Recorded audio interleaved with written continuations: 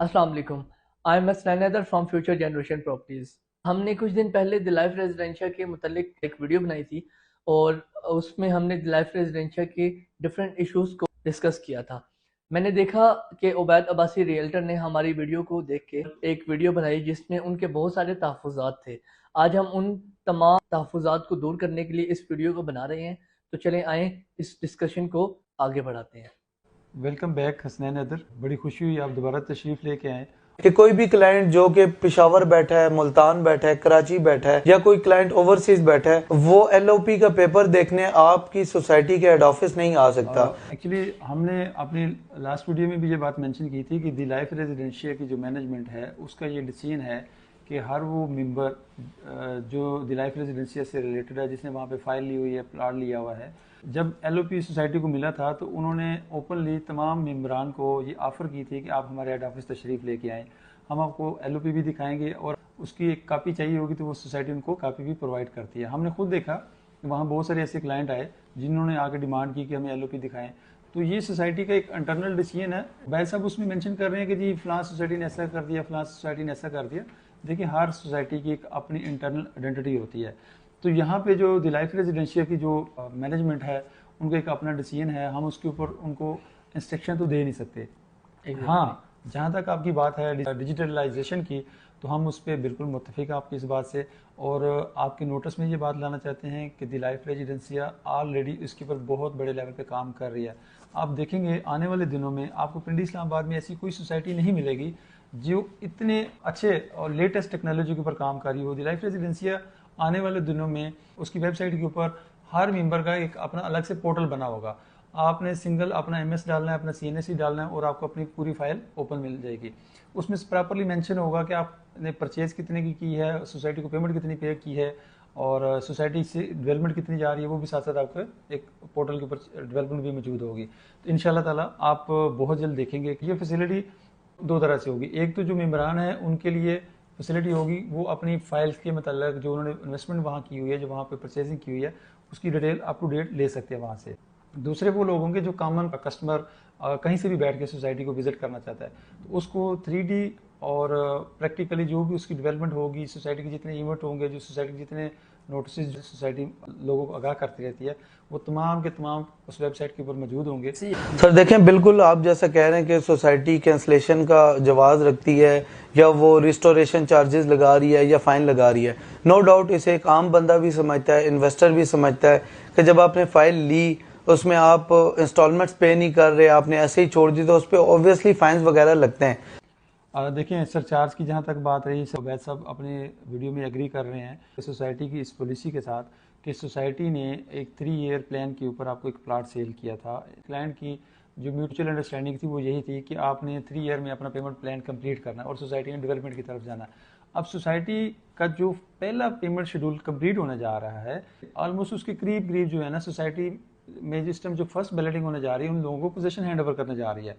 तो वो लोग जिन्होंने अपनी instalment through proper payment schedule up to date रखी हैं, वो इंशाल्लाह ताला ये इस फर्स्ट बैलेटिंग में जैसे ही अपना प्लाट नंबर हासिल कर लेंगे, तो उनका जो, चूंकि अभी स्टिल 3 इंस्टॉलमेंट का टाइम उनका मीनिंग रहता है, लाइक 9 मंथ तो मजीद पेंडिंग है, तो अगले आने वाले 9 महीनों तक और उम्मीद है वो लोग जो इस फर्स्ट बैलेटिंग में अपना प्लाट नंबर हासिल करेंगे तो वो पोजीशन की तरफ चले जाएंगे। आप अपने क्लाइंट को एटलीस्ट इस चीज से आगाह करें कि आप रफ एस्टिमेट दे दें, लाइक आपके पास 4000 कनाल है, 3000 कनाल है या 5000 कनाल तक जमीन आप खरीद चुके हैं। देखिए हमने लास्ट टाइम भी आपको ये बात बताने की कोशिश की थी और अभी भी हम वही बात आपको बताना चाह रहे हैं कि द लाइफ रेजिडेंसिया अल्हम्दुलिल्लाह इस वक्त अगर हम बात करें तो 10,000 कनाल से ज़्यादा होल्डिंग पावर रखती है लैंड की। अब देखें, अब सोसाइटी की अगर इंटरनल पॉलिसी है कि हमने इसको कब डिक्लेयर करना है, कितना डिक्लेयर करना है, कैसे डिक्लेयर करना है, ये सोसाइटी के इंटरनल डिसीजंस हैं, इसमें हमारा अमल दखल है नहीं है, उसके ऊपर हम बात करते हुए अच्छे नहीं लगते। हौसला रखें, बी पॉजिटिव। सोसाइटी में जिस दिन भी आप हमारे साथ प्रैक्टिकली वहाँ आप हों, आपके क्लाइंट हों जो प्रैक्टिकली वहाँ पे आके साइट विजिट करेंगे, इंशाल्लाह ताला उनको वो तमाम लैंड दिखाएंगे जो सोसाइटी मुख्तलिफ पीसीस को कम्पैक्ट कर चुकी है, इंटरलिंक कर चुकी है। अगर आप वहाँ साइड पर जाएंगे तो जो हमारा वहाँ पे डैम है उसके लेफ्ट और राइट दोनों चीज़ों को आपस में कनेक्ट कर चुकी है। सोसाइटी की इस वक्त तमाम की तमाम लैंड कम्पैक्ट पीक्स में कन्वर्ट हो चुकी है। तो अल्हम्दुलिल्लाह सोसाइटी इस टाइम 10,000 कनाल से ज़्यादा होल्डिंग रखती है। तो सर डेवलपमेंट में आपको एग्री करना पड़ेगा कि कोई खातिर ख्वाह डेवलपमेंट नहीं हो रही। देखिए हसनैन, बात यह है कि जहाँ तक रही बात डेवलपमेंट की, जो हमारा वहाँ पे डैम है उसके लेफ्ट और राइट दोनों चीज़ों को आपस में कनेक्ट कर चुकी है। सोसाइटी की इस वक्त तमाम की तमाम लैंड कम्पैक्ट पीक्स में कन्वर्ट हो चुकी है। तो अल्हम्दुलिल्लाह सोसाइटी इस टाइम 10,000 कनाल से ज़्यादा होल्डिंग रखती है। तो सर डेवलपमेंट में आपको एग्री करना पड़ेगा कि कोई खातिर ख्वाह डेवलपमेंट नहीं हो रही। देखिए हसनैन, बात यह है कि जहाँ तक रही बात डेवलपमेंट की, डेवलपमेंट उबैद साहब इसमें खुद एडमिट कर रहे हैं कि बहुत अच्छे लेवल पे डेवलपमेंट कर रही है और कर चुकी है। ये सोसाइटी कॉमन सोसाइटी नहीं है, ये टोटली इको फ्रेंडली सोसाइटी है। ये बेस्ड करती है नेचुरली लेक्स के ऊपर और ग्रीनरी के ऊपर। तो जो सोसाइटी की ओनर हैं सरफराज सियाल साहब, उन्होंने जो लास्ट टाउन प्लानर हायर किया था उनके उस मंसूबे के मुताबिक जो वो चाहते हैं, जिस तरह से वो सोसाइटी को इंटरनेशनल लेवल पर डेवलप करना चाहते हैं, तो वो उसके ऊपर फुलफिल नहीं कर सके। तो उन्होंने उनको क्विट करके उन्होंने उसके बाद उसको प्रॉपर एडवर्टाइज किया, एडवर्टाइज करके टॉप 5 के जो टाउन प्लानर उनको हायर किया। उनमें से फिर उन्होंने एक टाउन प्लानर को सिलेक्ट किया और माशाल्लाह जो भी हमारे करंटली जो इस टाइम टाउन प्लानर है, तो उनके अगर हम प्रीवियस एक्सपीरियंस के ऊपर जाएंगे तो उन्होंने हमारे इस्लामाबाद में, पाकिस्तान में, कराची में और इंटरनेशनल भी एक प्रोजेक्ट किया हुआ है। तो अब उनके टाउन प्लानिंग के मुताबिक सोसाइटी एक नए फेज में दाखिल हो चुकी है। हमारे इंसिस्ट करने पे और हमारे कहने पे जब वो फाइल्स क्लोज हो गई, आपने ओपन फाइल्स के बारे में कोई एक्शन नहीं लिया। और देखिए जहाँ तक आप बात करें ओपन फाइल की, सोसाइटी उसको ब्लॉक कर चुकी है। सोसाइटी उसको क्लियर कट नोटिस के थ्रू, हर अपने सेल्स पार्टनर के थ्रू सबको बता चुकी है कि ये आपकी तमाम की तमाम जो ओपन फाइलें हैं ये ब्लॉक हो चुकी हैं, आप आएँ इसको क्लोज करवाएं। अगर कोई एंड यूज़र है वो अपने नाम पे करवाए, अगर सेल्स पार्टनर है तो वो आके अपने क्लाइंट्स के नाम पे उसको क्लोज करवा ले। अब जब वो क्लोज करवा लेगा, उसकी इंस्टॉलमेंट को अप टू डेट कर देगा, तो उसको प्लाट मिलेगा। अल्टीमेटली फाइल खरीदने का मकसद प्लाट हासिल करना होता है। अब जब सोसाइटी आपको खुद कह रही है कि आप आएँ, अपनी फाइलों को क्लोज करवाएं और हमसे प्लाट लें, उसके बावजूद भी अगर आप आकर अपनी फाइल्स को क्लोज नहीं करवाते या उसकी इंस्टॉलमेंट को अप टू डेट नहीं करते, तो फिर सोसाइटी के पास जो ऑप्शन बचता है वो ब्लॉकेज वाला है, और उसने वो ऑलरेडी सारी की सारी फाइल ब्लॉक कर दी हैं। देखें हर सोसाइटी चाहती है कि जो उसके मेम्बरान हैं वो अच्छे तरीके से फैसिलिटेट हो सकें।